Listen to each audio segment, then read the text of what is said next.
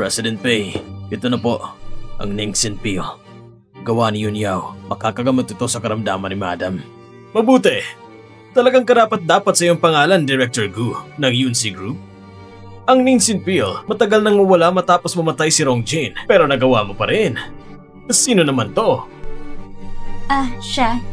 Hindi niyo po siguro alam, President Pei. Siya si Gu Yanzhe, ang babang pumatay sa sarili niyang ina. Bakit siya pinapayagang manatili sa Yunrong Group? Si Gu Yanzhe, pilit lang na natili dito. Wala akong magawa. Huwag niyo lang pansinin, President Pei. Bilisan na natin. Ipainom na natin ito sa matandang ginang. Sandali lang. Itong Ningxin Peel may kakaiba. Iba ito sa ginawa ng mama ko. Pati amoy. Gu Yanzhe. Ano bang alam mo? Inggit ka lang kasi nagawa ko ito. Napakasama mo talaga. Yunsi, mas mabuti pang manahimik ka. Kung hindi, tatapusin kita. Aba, ang sarap sa pakiramdam para lumiwanag ang buong katawan ko. Kita mo, Gu Yanzhe, hindi lahat ay tulad mong inutil.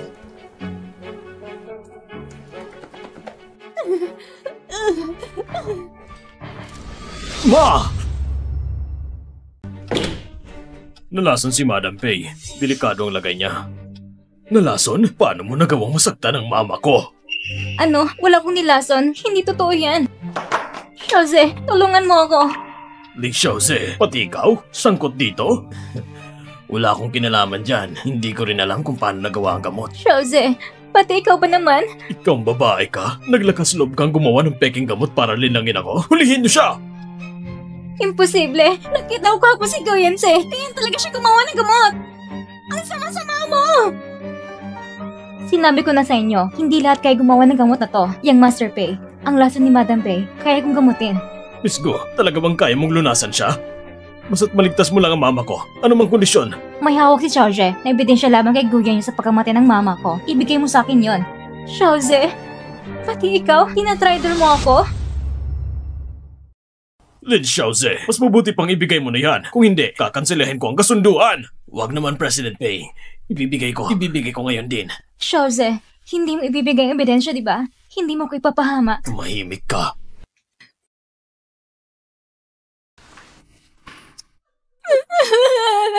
Xiaoze, naglakas loob kang pagtagsilan ako. Minahal kita ng totoo. Ginawa kong lahat para sa'yo. At hindi lang naman ako sagot sa pagkamatay ng mama ni Gu Yanzhe. Sabi ko manahimik ka. Xiaoze!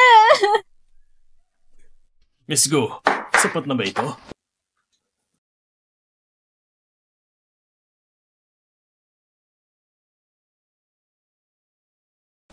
President Pei, sa palagay ko si Gu Yunsi dahil siyang gumawa ng Ningxin Peel. Bakit hindi natin siya piliting ilabas ito? Para pag gumaling si Madam, tuluyan na rin siya makakabawi. Narinig ko na pinakasalan niya si Lin Chanye. Kaya mo ba siyang pilitin? President Pei, kung si Gu Yunsi ay hindi marunong tumanaw ng utang na loob, tuturuan na lang natin siya ng leksyon. Yung taong nasa koma, akala ba niya maliligtas siya nun? Talagang bihasa ang young master sa ganitong bagay.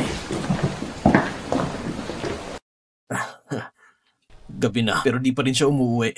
Baka naman pumunta naman siya kay Ling Xiaoze. Master Ling! Master Ling! Masama ito. Si Peiyu at Ling Xiaoze dinukot si Madam para ibigay ang Ningxin Peel.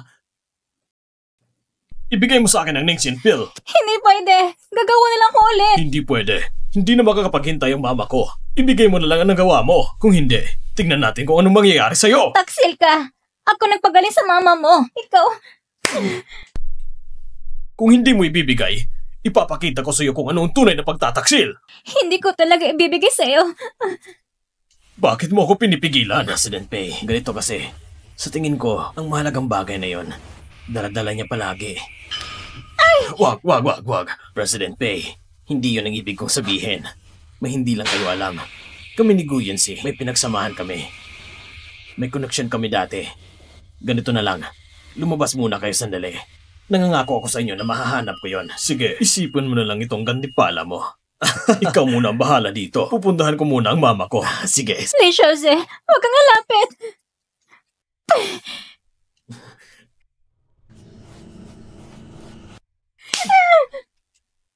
Nagatali ka na nga. Nagmamakatas ka pa rin sa akin. Hindi mo naman siguro inaasahan na ililigtas ka ng taong nasa coma, di ba? Sinasabi ko sa'yo, kung mapapaligaya mo ako ngayong gabi, pwede ba kitang buhayin at palayain? Pero kung magtangka kang lumaban, huwag mo kong sisihin sa magiging parusa mo. Huwag mo akong hawakan! Huwag kang lumapit!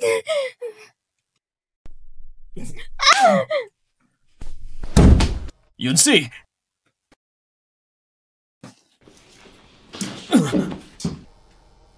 May nanakit ba sa'yo? Inumin mo ito agad.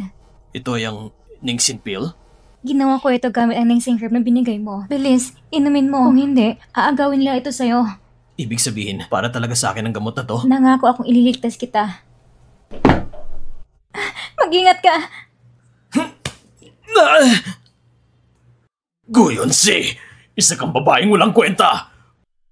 Pareho kayong hindi makakalis dito ngayon! Papatayin ko kayong dalawa! Kaya mo ba talaga? Sino ka ba para magyabang? Alam mo ba kung sino ako? At kung nasan ka ngayon, lugar ito ng pamilya namin. Isang salita ko lang, mapapaluhod kita palabas ng Xinsheng. Noong una pinabayaan pa kita. Ngayon, ikaw pang lumapit sa akin! Ling Xiaozi! Sigurado ka bang lalaban ka sa akin? Isa ka lang namang walang kapangyarihan sa pamilya, Ling. Kung susuntukin mo ako, hindi lang kita papalayasin sa Xinsheng. Wala ka pang mapapalagyan sa bahay ko. Sino ka ba talaga? Ang ikalawang anak ng pamilya Ling, taong nasa coma. Kapag namatay na siya, ako na ang magiging pinuno ng pamilya Ling. Pero paano kung hindi pa mamamatay ang uncle mo? Imposible. Hindi lang siya namatay sa aksidente ng sasakyan. Swerte lang yon. Pero tandaan mo ito, malapit na siyang mamatay. At ikaw naman, lumuhod ka at humingi ng tawad sa akin. Bilis. Kahit ganun ang lalaki sa pamilyang kahit mamatay pa ang uncle mo, wala ka pa rin karapatan para mamuno. Paano ka magiging pinuno ng Ling family? Sige nga. Dahil malapit na rin siyang mamatay, ipapaalam ko muna ang totoo sa inyo. President Pei! Alam niyo ba kung sino ito? Ang CEO ng Pei family sa Beijing, si Pei Yu. Sino siya? Siya yung kabit ni Go Yung-si. Yung lalaki niya. Nasaan ang Ningxin pill? Ininom ng lalaking yan ang Ningxin pill. Lintik ka? Naglakas loob ka pa na inumin ang Ningxin pill ko? Gusto mo talagang mamatay? Bala ko nga. Ni hindi nga niya kayang ipakita ang mukha niya. Ayusin na muna natin siya. Pagkatapos, si Guyonsi naman, pipilitin natin gumawa ulit ng Ningxin pill. Anong masasabi mo? Gusto mo talagang mamatay, ano? Ibig sabihin, kayong dalawa ay magkasabwat. Ang Pei family, nakakatuwa. Matagal nang sikat ang Pei family sa Beijing. Oras na para mawala sa eksena. Anong klaseng kabit to? Nang lakas ng loob magsalita ng ganyan? Gusto mo pang pabagsakin ang Pei family? E di ikaw munang pababagsakin ko! President Pei, huwag ka na magalit. Tungkol kay Guyonsi, isa lang siyang malanding basura. Siya pang dahilan kung bakit namatay ang sarili niyang ina. At hindi mo alam kung ilan na ang lalaking pinatulan niya. Ipaalam natin sa kanila kung ano ang kahihinatnan ng mga lumalaban sa Pei family. Tama! Kapag ang malas kong uncle ay namatay na, ako nang magiging pinuno ng Ling family. Pagdating ng araw na yon, maging sa Xinsheng o Beijing, sino pa bang tatapat sa atin, President Pei? At ikaw naman lalaki ka. Ngayon, lumuhod ka sa akin ng 2 beses sa tumingi ng tawad. Tapos yung malanding Guyonsi na yan, gagawa siya ulit ng Ningxin pill. At ako, iisipin ko pa kung bubuhayin ko pa ba kayo. Ayos ba? Sigurado ka ba?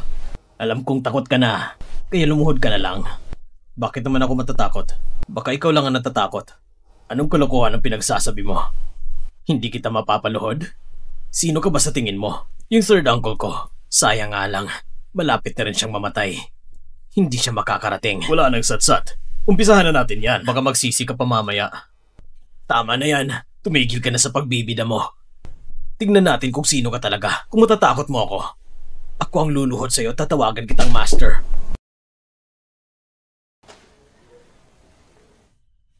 Ang tagal mo naman!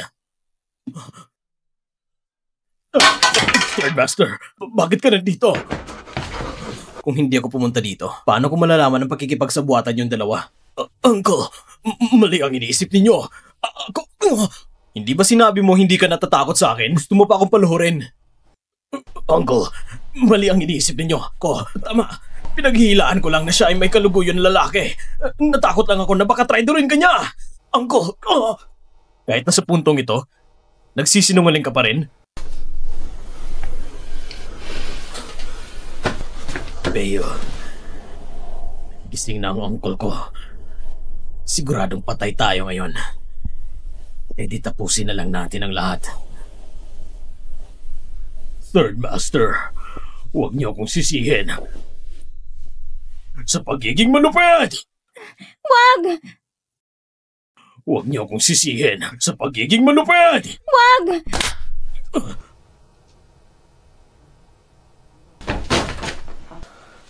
Ang bilis mo naman tumulong sa akin, Mrs. Ling. Magpakadesente ka naman. Mga taksil kayo. Master Ling, anong gagawin natin sa dalawang ito? Third Master, hindi mo ako pwedeng saktan. Galing ako sa Pei family. Simula nang sinaktan mo ang asawa ko, sandaling yon. Kasulat ng kamatayan mo. Sinaktan mo ang asawa ko. Hindi lang kamatayan ang katapat mo. Kasama pati buong pamilya Pei. Pupulbusin ko. Third Master, nagkamali ako. Hindi na po mauulit. Kuyon si. Hindi. Mrs. Ling, pakiusap. Patawarin mo ako. Hindi ko kayo nakilala agad. Sabihin niyo sa Third Master na patawarin niya ako. Master Ling, anong gagawin natin sa kanila? Hulihin sila. At alamin ang totoo tungkol sa aksidente. Sa ngayon, huwag mo munang ikalat ang issue. Hanapin kung sino ang kasabwat nila. Ilabas niyong lahat ng kasabwat. Opo.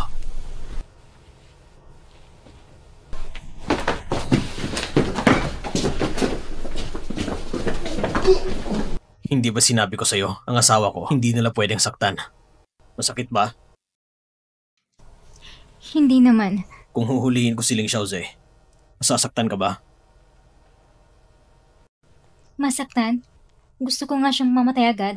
Mr. Ling, ngayon si Ling Xiaoze ay nahuli na at nalinawan ng aksidente. Tayo, hindi ba dapat mag-divorce na tayo? Huwag kang mag-alala. Ang kasunduan sa diborsyo, ako na mismong pipirma. Kahit isang ari-arian, ayaw kong kunin. Binanggit mo na naman ang diborsyo. Gumawa ka ng ningsing pill para iligtas ako, hindi ba? Oo. Pero ito isang kasunduan lang natin. Napag-usapan na natin ito noon. Huwag kang mag-alala. Hindi ako kukuha ng kahit ano. Ibig sabihin, sa ating dalawa, iniligtas mo ako dahil lang sa kasunduan? Oo.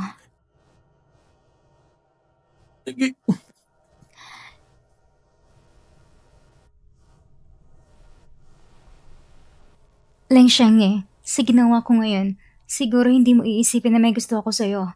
Ang isang baban katulad ko, pinagsamantalahan at sinayang. Paano ako magiging karapat-dapat sa'yo? Ito ng kasundo ng diborsyo, tapos ko na itong permahan.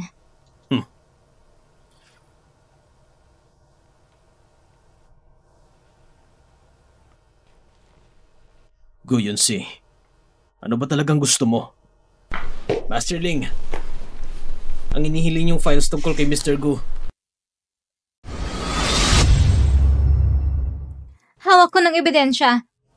Ang pumatay sa mama ko noon, si Gu Yunyao, isa siya anak sa labas. Ano naman? Alam mo ba? Kasi yung mama mo, dahil sa Yunrong Pharmacy, hindi niya na ako kailangang pansinin. Mabuting ang patay na siya. Tao ka pa ba talaga? Guyon-si, tignan mo ito. Ang abo ng mama ko. Huwag mong galawin. Ibigay mo sa akin ang ebidensya. Kung hindi, itatapon ko ang abo ng mama mo! Wag! Guyenzi, akala mo ba, bakit gumawa ka ng Nengsing Pill at nakuha na si Xiaoze, panalo ka na? Sinasabi ko sa'yo, si Xiaoze, akin siya. Pati ang titulo ni Sling, akin din. Ibigay mong ebidensya. Hindi ko ibibigay sa'yo ang ebidensya. At saka, hindi ka rin makakapag-asawa kay Ling Xiaoze. Kung ako hindi makakapag-asawa sa kanya, ikaw pa kaya? Hindi mo ba alam, yung taong tumabi sa'yo noong sa kama ay isa lang pulong yung binayaran ko? Kaya ka naabuso ng ganun, kaya hindi nakakapagtaka kung bakit kinasusuklaman ka ni Xiaoze. At hindi lang si Xiaoze, kahit si Li Xiangye, kakamuin ka rin niya. Tigilin mo rin pagpantasya mong maging madamling. Ang babaeng katulad mo, kahit katulad sa Ling family, hindi ka karapat-dapat. Tama. Ang isang katulad mong babae, hindi karapat-dapat matawag na anak ko. Ibigay mo na ang ebidensya. Kung hindi, babasagin ko to! Wag! Ibalik mo sa akin! Ibigay mo sa akin, bilis! Ikaw na naman?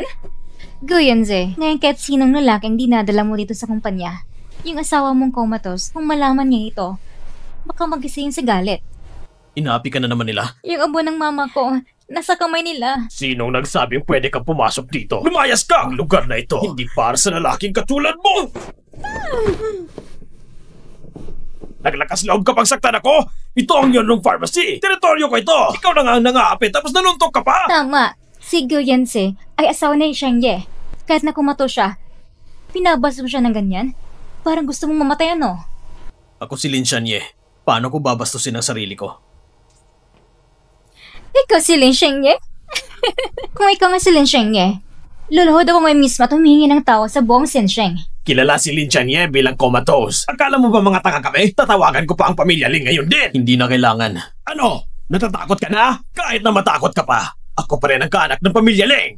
Ngayon, itatakwil ko mismo ang kamag-anak kong yan. Hahayaan ko kayong linisin ng mga tao niya. Kayong mga walang hiya. Nag-aabala ka pang tumawag. Kung may sasabihin ka, sabihin mo na lang ng harap-harapan. Pa, ano nangyari sa'yo? Tatawag kong si Xiaoze. Kayong dalawa, mga walang hiya. Maghanap kayo mamatay. Tumahimik ka! Pa! Bakit mo pa sinampal? Hayaan mo kung tapos yung dalawang puta na yan. Tumahimik ka! Chanye, kasalanan ko. Bulag ako sa mga tao. Wala akong pakiramdam. Lumuhod ka, tumingin ng tawad kay Chanye. Chanye, kasalanan naman ito lahat. Patawarin niyo kami, kahit ngayong beses lang. Imposible. Hindi ba't niya lang kabit ni Goyense? Paano nangyari yun?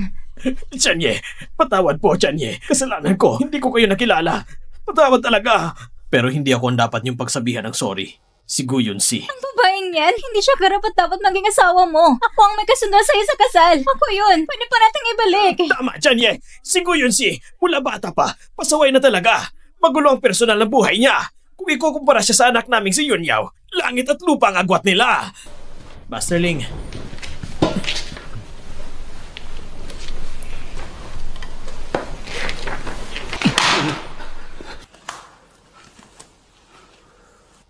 Ito ba ang tinatawag mong langit at lupa? Totoo naman. Ang asawa ko ang langit, si Gu Yunyao. Ni lupa, hindi maikukumpara. Ha? Imposible yan. Pa, bakit? Lumayo ka! Bakit ka ganyan? Gu Yunyao, hindi ka talaga anak ni Mr. Gu. Bago pa sumama ang mama mo kay Mr. Gu, kasama niya si Ahuan, lumabas sa DNA test. Wala kayong relasyong mag-ama. Paano mo nalaman? Pa, hindi. Pakinggan mo muna ang paliwanag ko. Ikaw babae ka! Parehas lang kayo ng mama mo! Ako mo rin ako! Ikaw, papatayin talaga kita! Pa! Mrs. Ling, ito na ang kontrata ng pagbebenta ng mga shares ng Yunrong Pharmacy. Nabili lahat ni Master Ling mula sa mga shareholders at nakapangalan na sa inyo. Kayo na ngayon ang pinakamalaking shareholders ng Yunrong Pharmacy. Tungkol naman kay Mr. Gu, sa mga nakarang taon, kumuha siya ng pera para sa sarili niya. Tingnan nyo. Yun si, ako ang papa mo. Hindi mo ako pwede palisin sa kumpanya. Noong araw, pinalis mo ko sa bayan para palitan ng asawa. Ngayon, alam mo na, kahit ikaw ang ama ko, magbabayad ka. Pagkatapos mong gawin ang lahat ng masama king mama. Dalhin mo silang dalawa sa pulis. Opo, security! Wag! Wag! Wag! Wag! Anong ginagawa niyo? Bitawan niyo ako! Kuyin si, sayang ang pagpapalaki ko sa'yo. Hindi mo man lang inisip na kahit konti ng ugnayan natin magama. Ikaw ay isang anak na traidor! Ikaw ang babae ka! Bakit ako ginagalit ng ganito? Ako ang Mrs. Ling! Hintayin mo lang! Salamat ulit sa tulong. Pabayaran kita sa shares na natira. May paraan ako kung paano bayaran. Ang divorce agreement. May trabaho pa ako sa kumpanya. Aalis muna ako. Pag-uusapan natin yan mamaya pag uwi mo. Mukhang kailangan na maghiwalay agad. Ang pagkakaroon ng isang babae tulad ko bilang misis ay lalo na siyang mapapahiya. Naayos na ang lahat na nasa mataas na posisyon ng kasabwat ni Ling Xiaoze. May dalawa pa na malapit sa pamilya Ling. Hindi pa sigurado si Vice President Zhang kung paano aasikasuhin. Nais niyong malaman ang desisyon mo, Master Ling. Hayaan mo si Zhang Yan na sundin ang patakaran. Wala nang dapat ikabahala sa pamilya Ling. Opo. Master Ling, iniisip mo ba si Mrs. Ling? Nabawi na lahat ng paghihigante. Nakuha ko na rin ang kumpanya. Ano pa bang magagawa ko para manatili siya? President Ling, papasok na ako ha. Shanye, ngayong gabi, may nihanda akong salo-salo. Lahat ng mga kaibigan natin mula pakabata ay dadalo. Huwag kang mawawala ha. Pumunta na lang kayo. May asawa ko naghihintay sa bahay. Aalis muna ako. Bahala na kayo kung pupunta kayo. Shanye, Lu Xiao, sino ba yung asawa? Isang walang siya na taga-baryo. Pinalitan ako. Karapat dapat mo siyang maging Mrs. Ling. Hindi ako papayag. Naghahanda ako ng kaunting pagkain. Hindi ko lang alam kung suwak sa panlasa mo. Kung ikaw nagluto, gusto ko lahat yan. Tikman mo nga.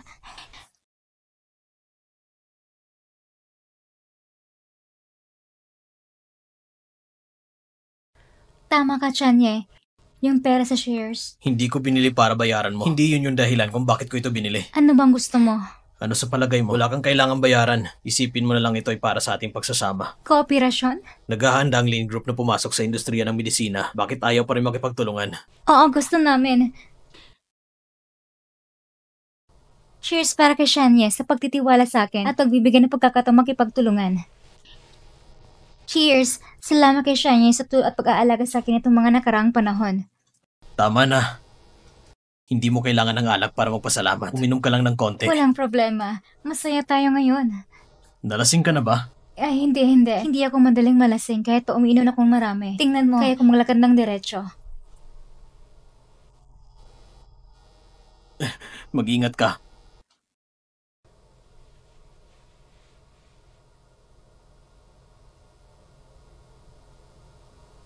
Manatili ka lang dito. Pupunta ako para kumuha ng gamot sa hangover. Shanye, huwag kang umalis. Hindi ako aalis. Gusto ko lang... Huwag kang magsalita. Tingnan mo ako. Anong sasabihin mo? Talagang gusto kita. Seryoso? Nang ako'y iwan at traidor. Kapos sa lahat. Ikaw lang naniniwala tumulong sa akin. Ano na? Pero tayo kasosyo lang. Ang relasyon na ito ay matatapos din sa kalaunan. Walang problema sa akin hanggat magsama tayo habang buhay. Ano sa tingin mo? Pero, Ikaw ang unang humawak sa akin. Kaya sa buhay na ito, huwag mo na akong pakawalan.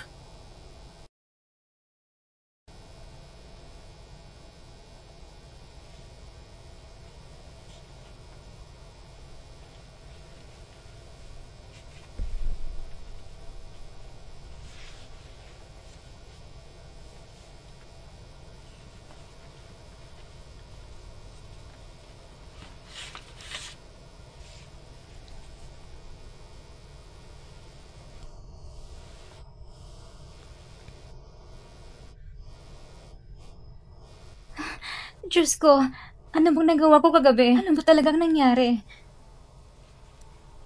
Sa pangalawang kalahati ng taon, ang focus ng kumpanya natin ay ilagay sa industriya ng medisina. Kahit na ako nag-umpisa kagabi, pero hindi talaga yan ang ibig kong sabihin.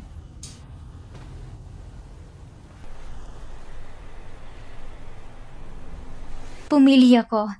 Seryoso bang kagat ko? Siguro natatakpan naman.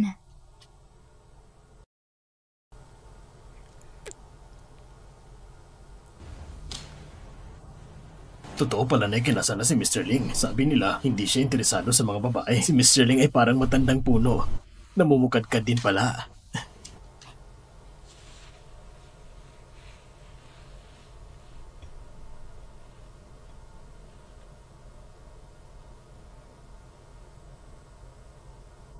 Shanye, Ipapakita ko sa inyo. Ito ang bago ninyong amo. Sumasailalim ako sa kanya. anong nangyayari? Nahihiya ang asawa ko. Mag-usap muna kayo. Aayusin ko lang to.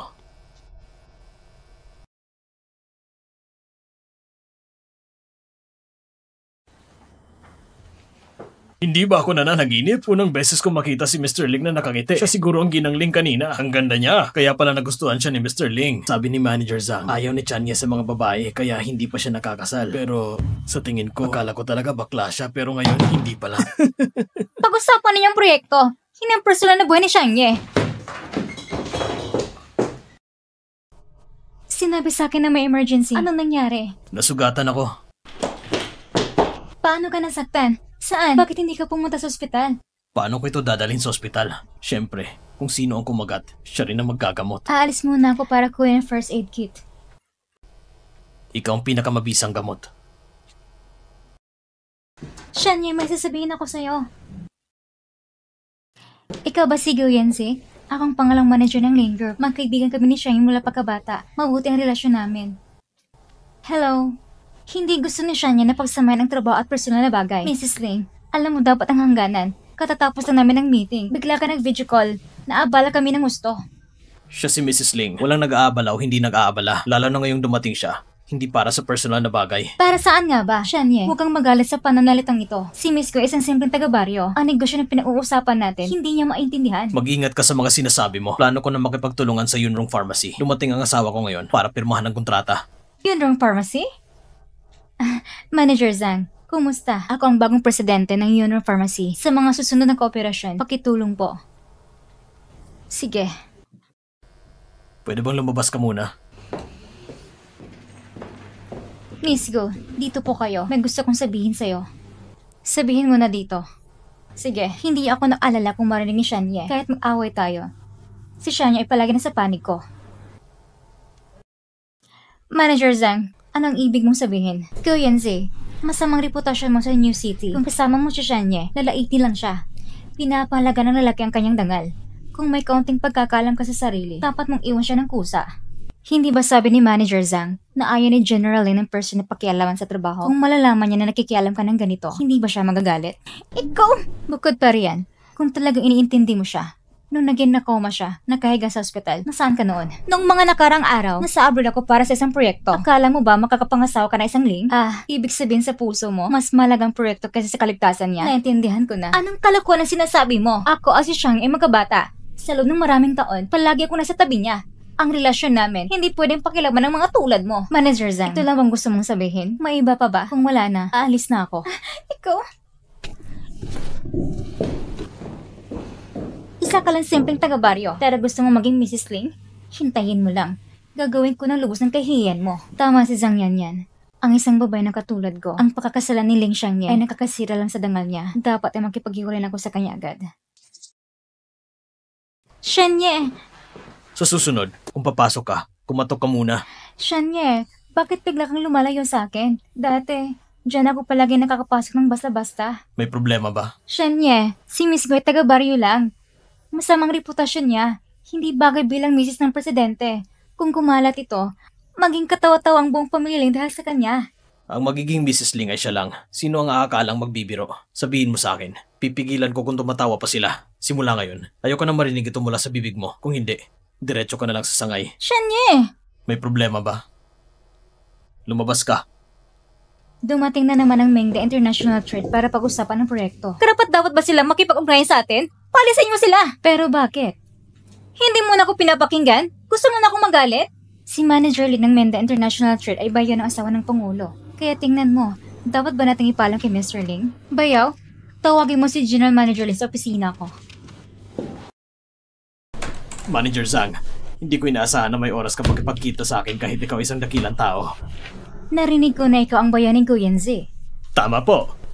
Pero paano mo nakikilala ang isang taga-nayo na tulad ni Go Yunsi? Gusto mong makuha ang proyekto ng Ling? Gusto kong tulungan mo ako sa isang bagay. Sige.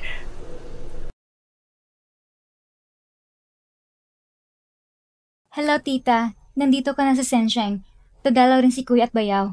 Ayos. Walang problema. Kaya't maghapunan tayo mamaya. Sinong tinatawagan mo? Si tita ko, noon sa probinsya, palagi niya akong inaalagaan. Sasalubungin mo sila para kumain? Ako nang bahala sa pag-aayos. Hindi ba nakakahiya yun? Ano bang nakakahiya? Pupunta tayo sa Xinghui Hotel. Pero medyo busy ako. Baka pwede akong dumating ng medyo late. Sasama ka ba? Sa pamilya ni Mrs. Ling, syempre sasama ako. Magmaneho ka gamit ang Bentley mo o ipapasundo kita kay Assistant Lu. Ayaw kong masyadong magpasikat. Sige, bibigyan ko sila ng magandang pagtanggap para sa'yo. Salamat. Tita at mga pinsan, tuloy po kayo. Yancy, nandito ka rin pala. Tita, bakit bigla kang dumating dito sa New City? Dumating ako para makita ka. Ano? Ang pinsan mo sa probinsya ay pinili ng isang negosyante para sa'yo. Hindi niya iniisip ang reputasyon mo. Pagkatapos kumain, sasama ka sa akin pabalik. Pero kasal na ako. Kuya Yanzi, huwag mo nang pilitin. Sino bang hindi nakakaalam sa'yo? Inalapit ka ng papa mo mula sa probinsya para lang sa mabuting dahilan. Kung hindi, sino bang magpapakasal sa tulad mo? Tama ka. Ang pinsan mo ay naghahanap ng isang napakayamang negosyante. Hindi siya nahihiya sa'yo. Kaya huwag ka nang pumili pa. Kapag namatay ng asawa mo ngayon, babalik ka at magpakasal na muli. Sige na nga. Tara, kumain na muna tayo. Hala, tingnan mo tong mga taong dito. Oo nga ma, itong personal na inayos ni Lensheng. Itong pinakamagandang hotel sa buong New City. Hindi lahat ng tao pwedeng pumunta dito. Kung hindi dahil kay Lensheng, paano tayo makapunta dito? Tingnan mo ang asawa mo. Napakagaling niya. Siyempre naman, mas mahusay siya kaysa sa mga matatandang malapit ng mamatay. Pinsan, paano mo nasabi yan? Pasensya na po mga kasama. Wala na pong pribadong kwarto. Ha? Sila po ang aming espesyal na bisita. Nakareserba po ang aming pinakamagandang diamond room para sa inyo. Diamond Room? Iyan po nag-isa sa buong New City. Linsheng, ang galing mo naman. Pero ito ay inayos ng asawa ko. Asawa mo? Halos mamamatay ng asawa mo. Pero kaya pa rin niyang ayusin ang Diamond Room para sa'yo? Naku, Guyenze. Sobra ka talagang mangingilan. Nakakatawa ka. Ikaw? Yunze, seryoso ka ba? Tingnan mo ang pinsan mo. Ang galing niya. Bakit mo sinasabi ang tungkol sa asawa mo? Sige na nga. Tara na, kumain na tayo. Mga ginoo at ginang, ito ang regalo mula sa aming hotel. Sabi na may-ari, kayong espesyal naming bisita. Kaya ang lahat ng gastusin ngayon ay libre. Naku, asawa ko. Narinig ko na ang may-ari ng hotel nito ay hindi tinatanggap kahit sino. Pero tinatanggap ka pala. Ang taas ng tingin nila sa'yo Pipili ako ng paborito kong pagkain para sa aking tiyahin. Isang sweet and sour pork, tapos... Migil ka nga. Kailangan ba yan ng tao? Asawa ko. Makalimutan mo na ba? Isa siyang dalagang probinsyana. Hindi pa siya nakapunta sa ganitong marayang lugar. Tingnan mo, ituturo ko sa'yo ng isang beses lang. Isang order nga ng abalone at shark fin na espesyal. Golden soup ginseng. At 4 na serving ng bird's nest soup. Tandaan mo, snow swallow na dapat yan. Tapos dagdagan pa ng 2 bote ng Ramone Conti wine. Yung 50,000 peso na klase. 50,000? Bakit ganun kamahalang alak? Ma, ikaw si Guyenze. Lagi kayo nasa probinsya. Kaya feeling ninyo mahal ang 50,000. Si Linsheng, ganito ang presyo ng mga sigarilyo niya. Kaya ngayong araw, gusto nga niya ipakilala sa inyo ang kakaibang mundo. Pinsan, 3 taon lang naman nakalipas nung dumating siya dito. Ngayon, nagpapanggap siyang taga dito. Pero ngayon, asawa ko na si Linsheng. Ikaw naman. Ayan. Sinabi mo, yung taong malapit ng mamatay, may iniwan ba siyang mamana sa'yo? Hindi pwede wala siyang iniwan sa'yo, di ba?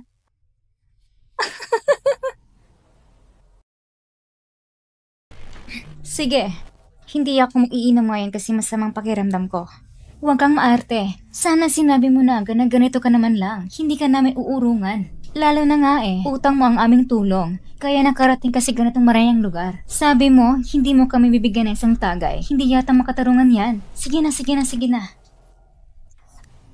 Kuyenze! Nagbebiro ka ba? Wala ka bang mga mata? Asawa ko. Nasira yung bago kong damit. Guyenze, ito'y binili ko para kay Xiao Shui. Ang halaga nito ay 1,000,000. Anong gagawin mo? Siya isang walang hiyang bata. Kaya ba niyang bayaran? Ganito na lang, Guyenze. Ikay magpakasunod-sunura na lang. Magdibosyo ka sa lalaking malapit ng mamatay. Bumalik ka sa probinsya at magpakasa sa may-ari ng lupa. At sa damit na ito, hindi na kita pababayarin. Guyenze, ang pinsan mo ay napakamapagbigay. Oo nga, Yunze. Milyon-milyong halaga ng damit na ito. Kahit ibenta mo pa, hindi mo rin malalagpasan ang halaga nito. Sino magpapahintulot ng asawa ko ay mapapangasawa ng iba? Ito ang iyong asawa, Guyenze. Kising ng pasyenteng paralisado, hindi pa kami naimbitan sa kasalan ninyo. Wala nga silang pangbayad sa salo-salo. Grabe naman sila. Tingnan mo ang mukha nilang mahirap. Hindi nila kayang bayaran. Asawa ko, hindi sila katulad mo. Ang project na kinuha mo ngayon ay ng Link Corporation. Kung magtagumpay ang project na ito, hindi lang milyon-milyong halaga ng damit, kahit bilyon-bilyon pa. Kayang-kaya mo na yan bilhin kahit nakapikit. Link Corporation? Oo nga, yung sobrang laki nilang grupong iyon. Kayong dalawa. Sigurado narinig nyo na rin yan, di ba? Lalabas muna ako saglit. Ngayon lang natauhan. May isang Linsheng ngayon na may proyekto kasama ang Link Group. Sabihin mo lang sa kanya yan.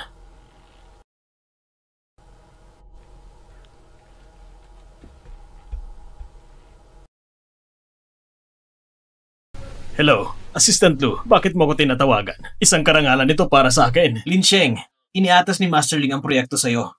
Isipin mo na rin tong bayad sa damit ng ginang. Bayaw, si Mr. Ling yan? Ano? Guyenze, di ba nakapangasawa ka ng taong paralisado? Paano naman naging presidente siya ng Link Group? Tumahimik ka. Hindi siya pwedeng tawagin ng kahit sino. Kayo mga kamag-anak niya, dahil sa respeto ko sa asawa ko, nasa kainan ako ngayon kasama kayo. Hindi ko hinihiling na tulungan niyo kami, pero hindi niyo rin kailangang bastusin kami. Pasensya, President Ling. Pasensya na, President Ling. Nagbibiro lang kami kay Yunse. Nagbibiro? Oo, laro lang. Tayo isang pamilya naman. Nagbibiro lang din ako sa'yo. Yung mga taong katulad mo, hindi karapat-dapat makipagtulungan sa Ling Group. Mauuna na kami. Kayo na magbayad. Go Yunse! Hello, bayad po. Hindi ba libre ito? Bakit kailangan magbayad? Libre lang ito dahil kay President Ling. Na yung umalis na sila, kailangan yung magbayad. Magkano? 3,300,000.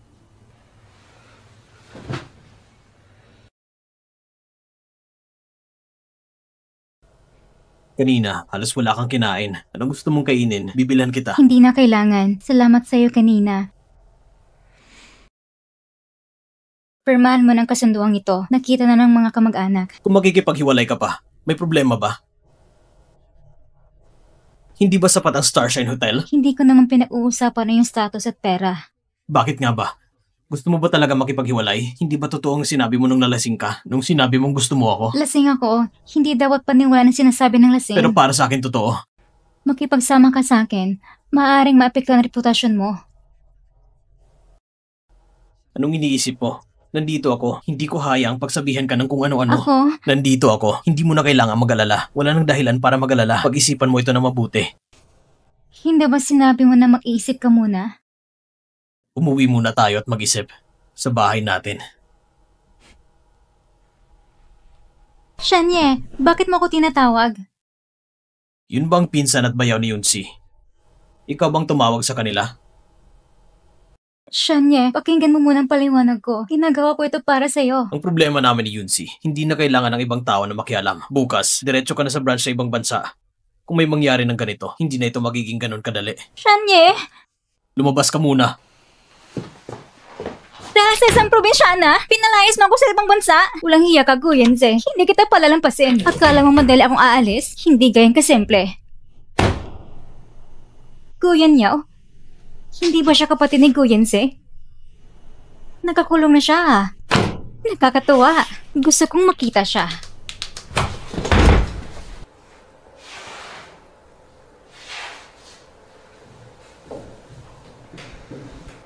Si Guyenze na yan? Ano bang karapatan niya para maging ginangling? Isa lang siyang walang hiyang babae. Walang hiyang babae siya! Walang hiya na babae? Noong una, ako nang lagyan ng gamot sa kanya. Kaya niya nakarelasyon yung pulubi na yon. Nangyari iyon dahil sa akin. Isa lang siyang walang hiyang babae. Paano siya magiging ginangling? Mali ako noon. Dapat ako napakasal doon. Akong dapat ang ginangling! Hindi ba? Papatayin ko si Guyenze! Papatayin ko siya! Aba, meron palang ganito, Guyenze. Ngayon, tapos ka na. Shanye, pinapapunta mo ako sa ibang bansa. Tulungan mo ako magdaos ng despedida. Sabihin manghihingi ako ng tawad kay Guyenze. Ngayong pagkakataon, papahayan ko si Guyenze ng todo. At si Changye mismo magpapalaya sa kanya.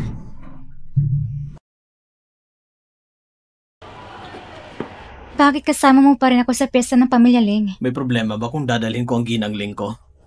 Walang posibilidad na mangyari yon. Leng Shenge, matagal ko na pinag-isipan ito. Mas mabuti siguro kung... Sumunod ka na ngayon. Kung hindi ka susunod sa akin, ipagpapatuloy ko lang, para sa akin, ang ginangling ang pinakamahalagang yaman sa mundo. Gusto kong malaman ng lahat na meron akong ganitong asawa. Gets mo na ba? Parang isang bulok na tela ko. Pero minamahal niya ako ng ganoon. Karapat-dapat ba talaga ako? Sige na, sige na.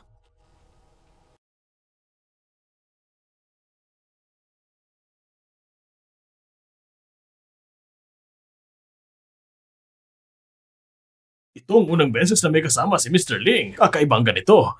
Ito nga ba si Mrs. Ling? Siyempre dapat kasama siya. Sabi nila, sobrang nahuhumaling si Mr. Ling sa kanya. Ang ganda talaga ni Mrs. Ling. Sabi nila, ipinadala ni President Zheng si Manager Zhang sa ibang bansa dahil kay Mrs. Ling.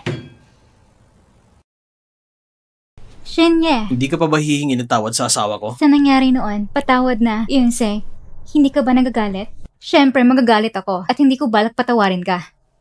Ikaw, sige na nga, mukhang may galit ka talaga sa akin. Hindi na nakakagulat kung kaya gustong palayasin ako ni Shenye. Shenye, tila may gustong kumausap sa'yo. Hindi mo ba siya pagbibigyan? Bakit ka natatakot pa? Nananakit ba ako sa asawa mo? Puntahan mo na siya. Kung may problema ka, hanapin mo ako. Mag-ingat ka. Hindi ko inaakalang may lakas ka pang umakyat dito. Miss Zhang, ngayon, kasama ako ng Shengye bilang kanyang partner. Dinala ko siya dito. Sobrang pinaramdam niya sa akin ngayon. Kaya pakiusap, huwag mo na pahiyang sarili mo. Kalokohan yan. Ngayong gabi sa party na ito, sa salo-salo ngayon, pinakamasama ba hindi ikaw ang bida? Anong ibig mong sabihin? Nagtatangkang magpanggap na tanga ka ba? Akala mo ba hindi alam ng lahat kung ano ang nangyari 2 taon na nakalipas? Ikaw ang pumatay sa tunay mong ina. Kahit na naayos na, pero nakipagrelasyon ka pa rin sa iba. At sabi nila, pulubi pa siya. Naaalala ko na. Guyenze, sinasabi mong swerte ka? Paano mo nagawa akitin si Shengye? Karapat dapat ka ba? Kung malaman ni Shengye na natutulog ka sa ibang lalaki, sobrang aayawan ka niya. Tigilan mo na. Hindi ka ba pwedeng magsabi ng totoo? Kahit hindi kasama si Shengye, kung malalaman ng mga tao dito ngayon, ano yung tingin nila sa'yo? Ano sa tingin mo? Ikaw pa nga ay pangulo ng Yunrong Pharmacy. Sabi ko nga ba, sayang na ang Yunrong Pharmacy dahil sa'yo.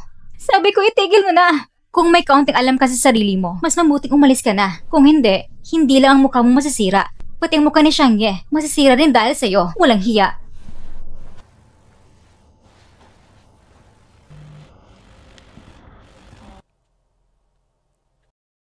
Yunsi, ano nangyari sa'yo? Anong sinabi ni Zhang Yanyan sa'yo? Uuwi na ako. Ano ba talaga, Yunsi? Shengye, sabi ko uuwi na ako. Hindi ko talaga dapat pinuntahan ito. Hindi rin kita gusto. Gusto ko lang itigil mo ng ating pagtutulungan. Gaano ba ito kahirap? Ikaw, Leng Shengye, napakabuti mo. Karapat dapat kang makakita ng mas mabuti pa. bakit hindi ka na sumusunod? Hindi kita papayagang umalis. Ano bang nangyari, Guyunsi? Sabihin mo sa akin. Sinong nagpapasok ng pulubi dito?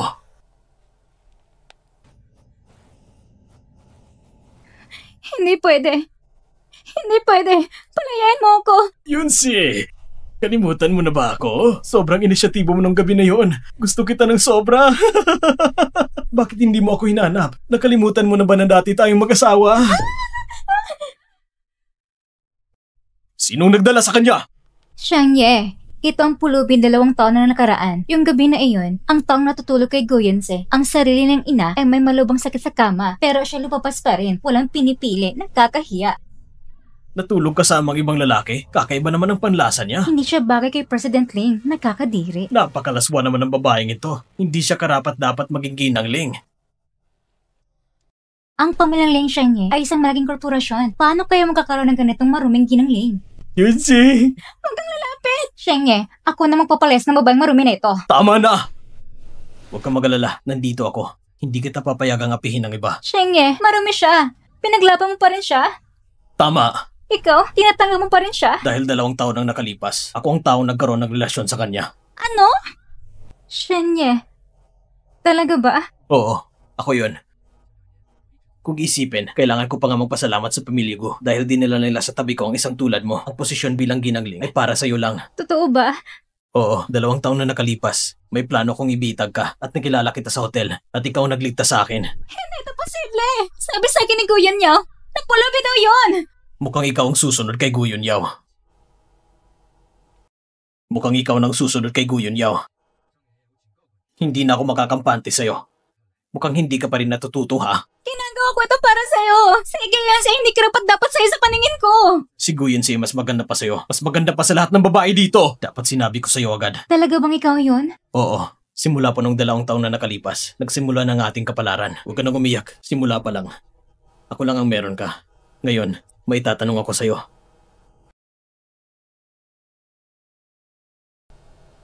Yunsi, ang taong pinili ko ay ikaw lang. Ikaw ang nagligtas sa akin 2 taon na nakaraan.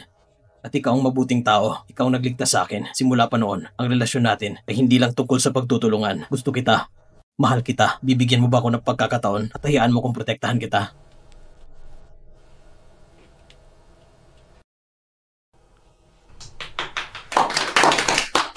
Ayos ba?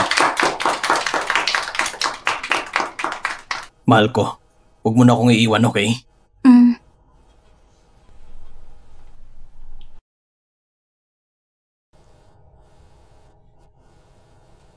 Anong nangyari, mahal kong misis? Mahal, ikaw pa talaga yan? Hindi mo ba sinasabi yun para alawin ako? Siyempre hindi. Subukan mo na lang, mahal ko. para malaman mo kung totoo.